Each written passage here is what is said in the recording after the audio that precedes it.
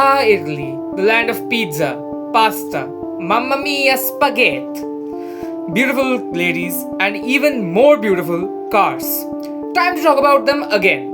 Hey guys, JustaCarNerd here and welcome back to another video. I have found some more obscure cars today. And they're Italian. Again. No, I'm not talking about Lancia, but they might have some more obscure cars in their lineup. Not the Stratus was obscure, but whatever. They might have some more obscure cars which I can talk about. Okay, so we are here to talk about Ferrari's little twin. The ones who have a worse rep for reliability and bursting into fire than the stallion themselves. How they managed to do that with the emblem of Poseidon on their cars is a mystery to me. And who am I talking about? Well, it's Maserati, of course. Well, 3 Maseratis. Let's hope our devices don't burst into inferno while watching this. Okay, enough roasting about Maserati. At this rate, I'll never be sponsored by any car company or any company in general. Okay, so which Maseratis are we going to be talking about today though? Well, it's the ones that are named after hot winds. No, not that kind of wind, you sickos. I'm not talking about breaking wind. I'm literally talking about dry, dusty desert winds. Before we start, let me explain the names of each cars. We are talking about mainly the Ghibli, the Khamsin. I don't know if I said that right. Khamsin? Khamsin? I don't know. The Ghibli, the Khamsin, and the Shamal. Okay. So, Maserati's wind names, they aren't just random, they are based on metaphors. Ghibli is a hot North African desert wind with its fast, dry and sudden nature perfectly matching the original car's elegant but dangerous character. Khamsin, meaning 50, is a heavy dust-choked wind that lingers for how many days? Well, you guessed it, 50 days. For 50 days, leading to a more complex, oppressive and compromised era of Maserati. Not my words, digital assistant's words.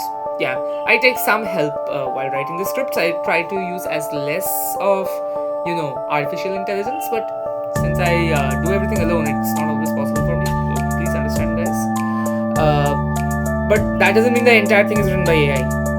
I will die on that hill that everything is made from AI. Which is not. I don't make everything with AI. I don't even make the thumbnails with AI anymore more recently. But anyways, let me continue. Yes, then the Shamal comes, which is a violent northwesterly wind from the Persian Gulf, which is harsh, aggressive, mirroring the car's raw and angry personality. This was also a very time of turmoil. These are my words, by the way. This was also a time of turmoil for Maserati as they were in debt again, as you are, Okay, so anyways, that's that. And yeah, so let's talk about these Maseratis. Ignore that sound in the back, please. I live in a city. It's not possible for me to completely soundproof my room. I try. Okay, so we have 3 different winds, 3 different ways of chaos, and well, it's time to talk about all of them. So, let's continue with the video, shall we?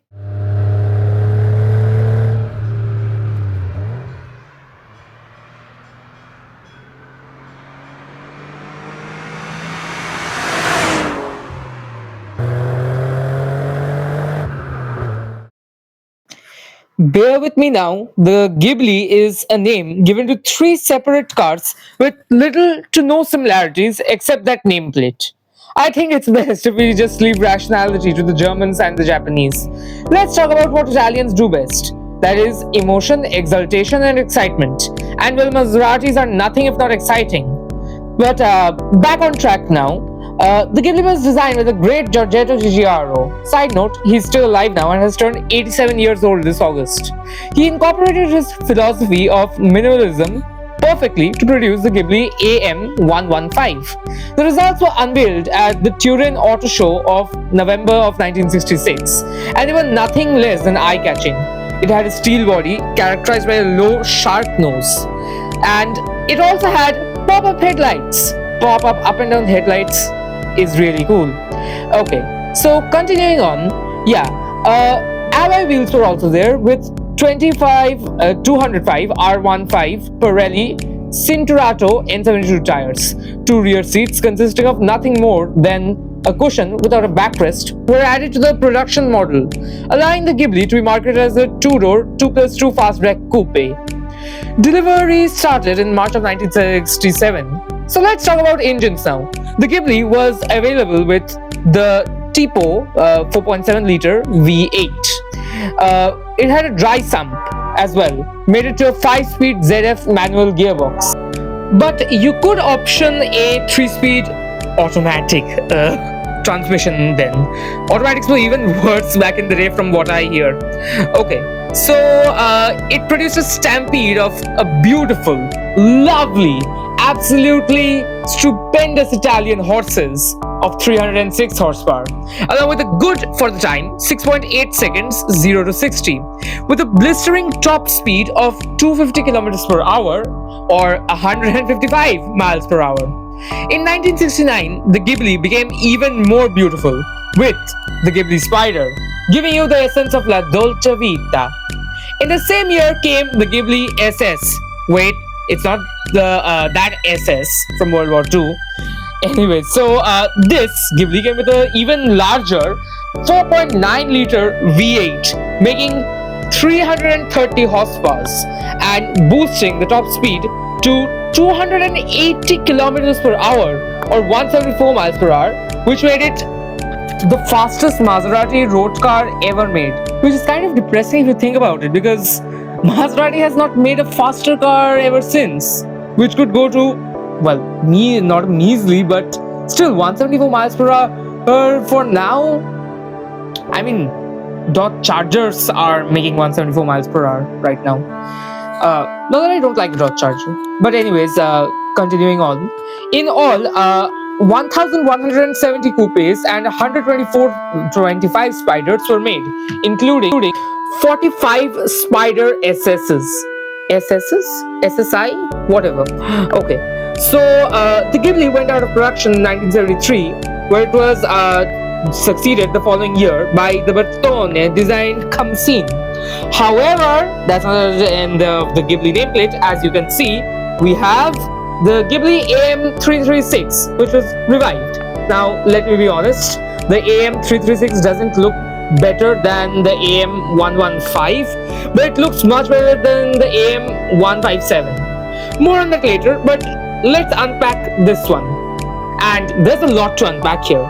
The boxy styling of this car was penned by the late great Marcello Gandini. Marcello also drew many Italian cars like the Alfa Romeo Montreal. Okay, I'll stop the accent. The Lamborghini Espada. Okay, fine. For real now. The Miura and more. So the car isn't the worst looking thing, but it does look like the car you drew when you were 3 years old and your mom stuck it on the fridge. Okay, unfortunately V8 was gone, but fear not, for a twin-turbo V6 was supplanted instead. The Ghibli was launched at the 62nd Turin Motor Show in April of 1992, powered by a 24-valve, as I said, twin-turbocharged V6, as seen in the bi-turbo coupes. It was 2 liters of displacement and coupled to a 6-speed manual transmission for the Italian market, making 302 horses.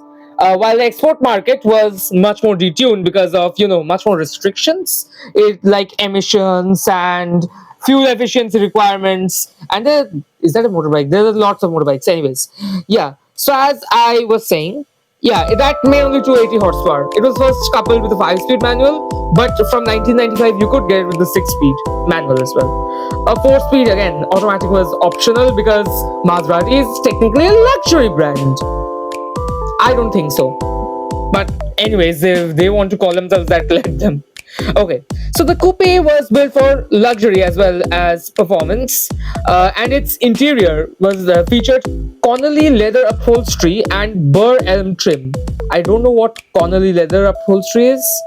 If any of you guys know what it is, Can you guys just let me know? That would be really good. Okay, so the 2-liter engine, which was made for tax reasons, as Italy heavily taxed engine displacements above 2 liters. Uh, as I said.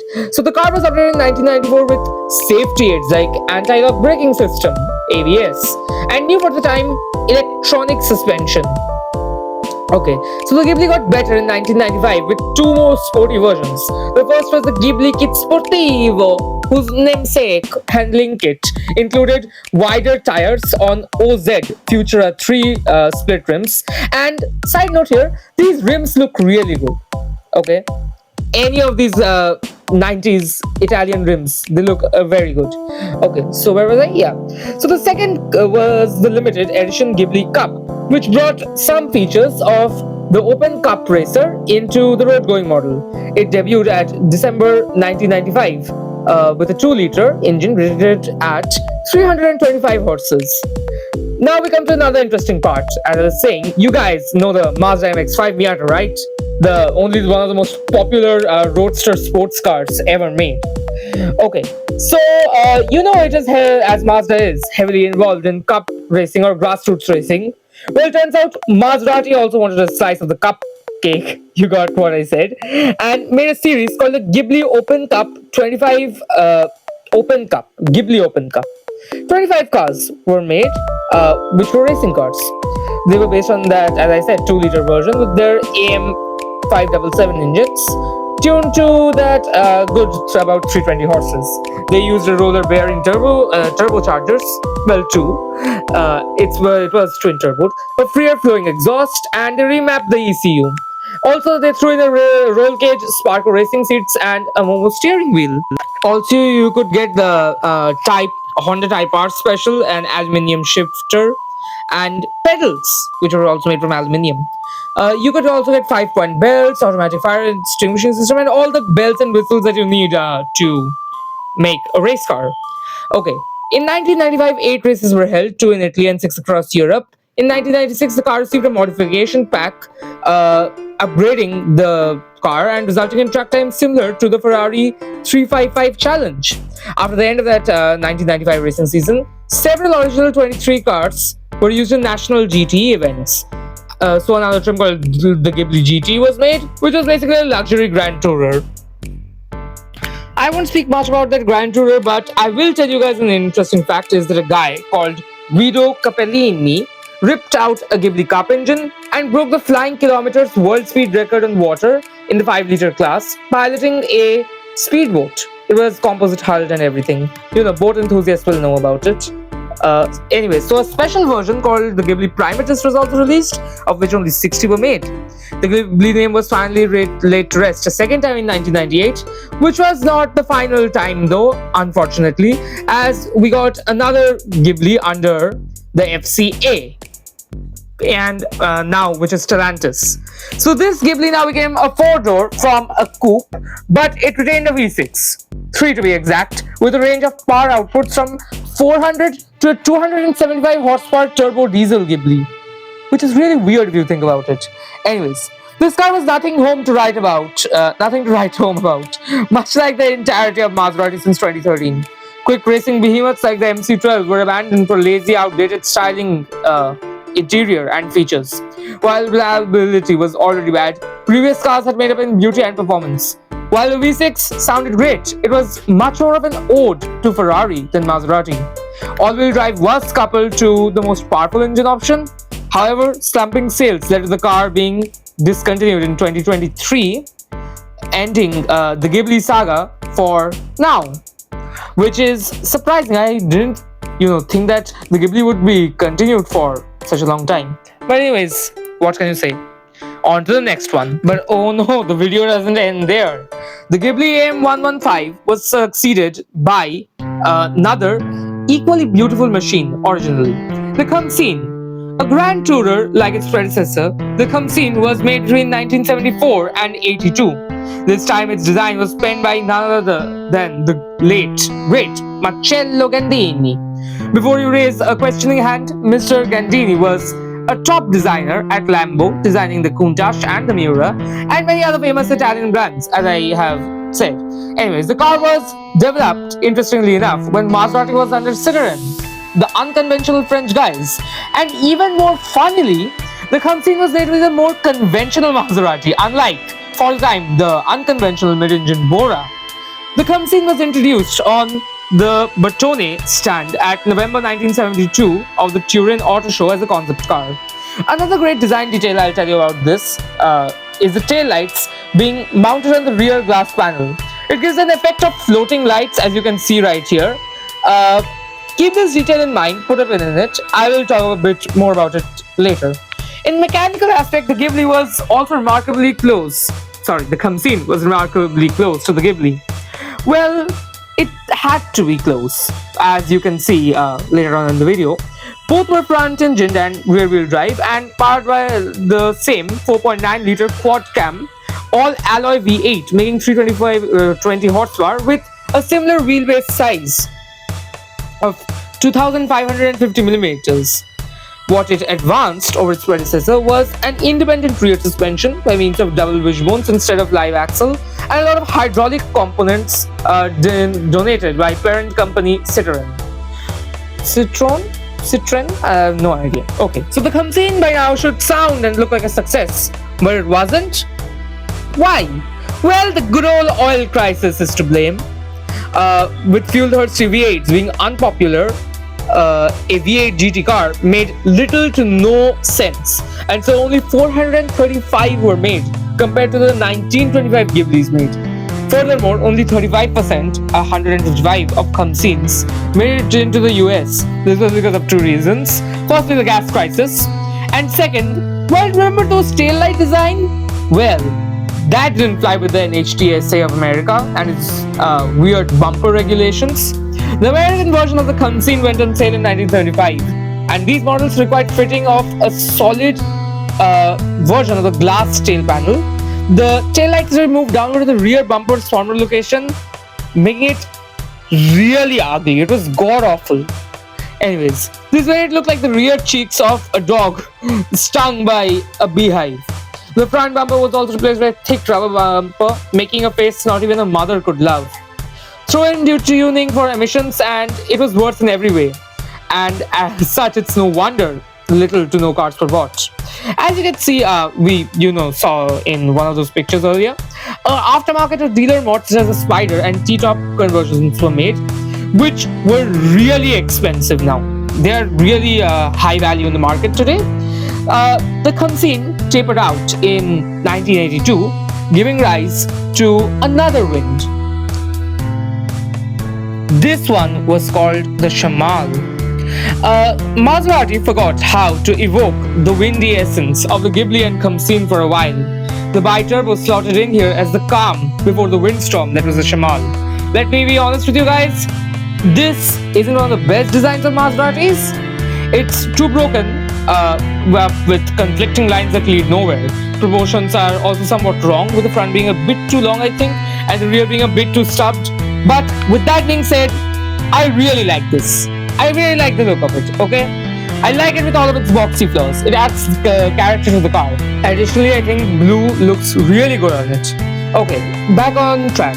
A debt-ridden Maserati was not able to develop an entirely new car, and accordingly, the Shamal shows its bi-turbo roots in the doors, interior, and basic body shell, which were carried over from the bi-turbo. So it looked and drove like a monster, with ample torque steer. It was powered by a twin-turbo, dual overhead cam, 3.2-liter V8 engine, putting out 322 horsepower at 6,000 RPM, along with 431 Newton meters of torque at 3,000 RPM. Power was sent to the rear wheels through a 6-speed Getrag G560 manual transmission and Maserati's Ranger limited slip differential. The transmission was the same as BMW installed in their legendary 850 CSI, the V12 one. The car was supposed to be a GT, but the top speed of 270 kilometers per hour, 170 miles per hour, fooled no one, along with that 0 to 60 of 5.3 seconds. The two-seat interior of the Shamal featured extended leather seat cushions, lots of leather everywhere, temperature control, and a famous Maserati oval clock, which is in the center of the dashboard. It continued Maserati's tradition of building cars with cheerful, well-pointed interiors, with leather or wood coverings for almost anything one would touch. Such as the center console, the handbrake lever, or the gear lever, which was finished in burled M. While built for comfort as well as performance, the Shamal was not as luxuriously appointed as the Ghibli. You could say it's a grand tourer, but it's not. Okay. The cush interior made you sure, however, that you could rip your eyeballs out in absolute comfort. It was also initially only available in red or black, with other colors being available later in the production run. Only 369 nice Shamals were built between 1990 and 1996, which explains why most people don't know why it exists, and the ones who do either desperately want one or already have been hurt by one. Honestly, the Shamal is so unusual. It's a case of you like it or not, and it's in general a really cool car. So, with that being said, I take your leave. Have a great day, great evening, whatever.